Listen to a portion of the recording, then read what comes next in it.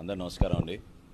కూటమి ప్రభుత్వం ఎన్నికల ముందు ఇచ్చిన సూపర్ 6 హామీలో భాగంగా దీపం 2 పథకం అద్భుతంగా మన గౌరవ ముఖ్యమంత్రి గారు, అదేవిధంగా గౌరవ ఉప ముఖ్యమంత్రి గారి ఆలోచనలతోటి దీపావళి నుంచి రాష్ట్ర ప్రజలందరికీ కూడా మొదటి విడతలో భాగంగా ప్రతి ఒక్క లబ్ధిదారులకి దీపం 2 కింద గ్యాస్ ఉచితంగా అందించడానికి ఒక అద్భుతమైన ప్రయత్నం జరిగింది.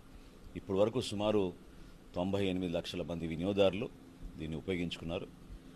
మార్చి 31వ తారీఖు వరకు ఇంకా సమయం ఉంది కాబట్టి దయచేసి మన రాష్ట్రంలో అర్హత ఉన్న లబ్ధిదారులందరూ కూడా ఉచిత గ్యాస్ పథకం దీపం 2 కింద పొందే విధంగా మీరు ఇమీడియట్గా నమోదు చేసుకోవాల్సిన అవకాశం ఉంది.